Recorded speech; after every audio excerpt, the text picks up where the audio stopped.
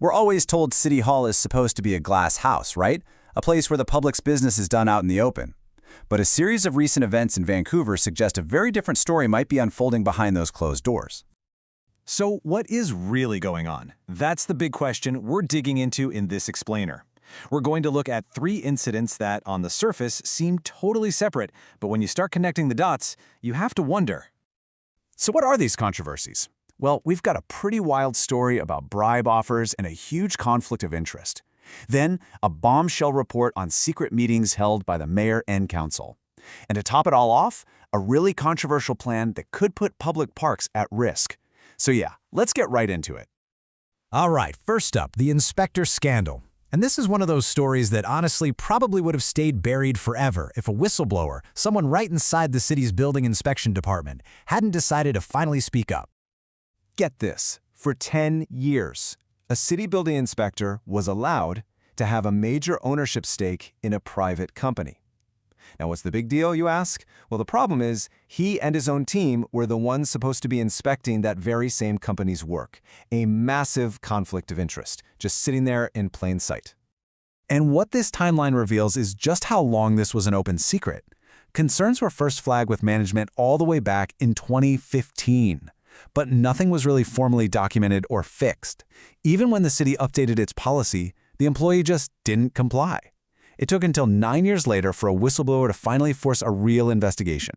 And you know what? The investigation found that this one conflict of interest was maybe just the tip of the iceberg. The Auditor General's report dropped this bombshell, and I'm quoting here. We found that employees say bribes in hospitality are routinely offered to inspectors. This was so serious that the auditor has now handed these allegations over to the Vancouver police to look into. So that raises a huge question, right? Was this just one isolated case of bad record-keeping in one department, or was it part of something bigger? While this department was failing to document a major conflict, how are the city's top elected officials operating? Were they any more transparent? Well, that brings us to our next piece of the puzzle. This is a pretty stunning report from the city's own integrity commissioner, and it investigated the mayor and 8 of his council colleagues for allegedly holding secret meetings. This investigation was all about whether Vancouver's most powerful politicians were breaking one of the most fundamental rules of local democracy, that you have to do the public's business, well, in public. Okay, before we get into the details, it's really important to understand this one core idea. It's called the open meeting requirement. It's a law baked right into the Vancouver Charter, and it's crystal clear. City Council has to do its business out in the open. The whole point is so that you, the public, can see what's going on and trust the process. And this is where the Integrity Commissioner found a huge difference between what was supposed to happen and what was happening. See, in official staff briefings, councillors were explicitly told no debating. But then in their private caucus meetings, they were doing exactly that, discussing city business, debating it, building consensus, all completely hidden from public view. And the investigation found this secrecy seems to have been pretty deliberate. We're talking about using the Signal app, where messages can be set to automatically delete, moving important conversations off of city email and onto personal accounts, not even recording who was at these meetings, and keeping no official notes. Basically, they were using tools to make sure there was no paper trail. This lack of transparency even carried over into the investigation itself. Take Councillor Brian Montague, for example. He reportedly refused to answer most questions, and when he was shown his own email, which seemed to prove a decision was made in private, he just said he could not reconcile it with his testimony. No real explanation. And this wasn't the first time they'd been warned about this kind of thing. After the mayor's party basically shrugged off a similar ruling from the Integrity Commissioner before, the BC Ombudsperson stepped in with this incredible rebuke, accusing them of a disturbing repudiation of the rule of law. I mean, that is incredibly strong language from the province's top watchdog.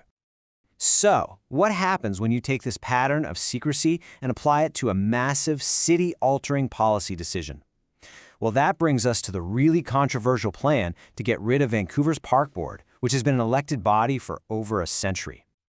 Now, the mayor says this is all about making things more efficient. Simple as that. But critics, including some of the park board commissioners themselves, are using much more alarming language. One called it a potential real estate coup d'etat. So why are people so alarmed? Why that kind of language? Well, here's the number that has everyone worried. Up to 100.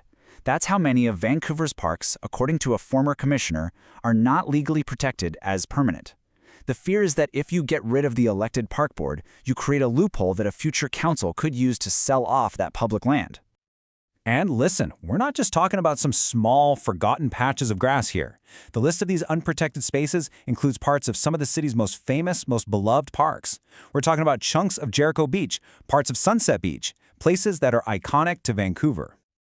Okay, so when you step back and you look at all three of these stories together, the inspector, the secret meetings, the park board move, a really clear and, frankly, troubling pattern starts to come into focus. Think about it. Step 1. You have a decade-long conflict of interest that just goes undocumented. Step 2. You have elected officials using auto-deleting apps and unminuted meetings to push city business forward away from public view. And Step 3. You have a move to get rid of an elected body which just happens to create a potential loophole to sell off public assets. The common thread here seems to be a serious lack of transparency. And all of this leads to the most important question of all. In both the inspector scandal and the secret meetings investigation, you had official reports that found serious misconduct. And yet, no real consequences. No sanctions were applied. So if these official reports don't lead to anything, who holds power accountable? In a system like that, it seems accountability is left entirely up to you, the public.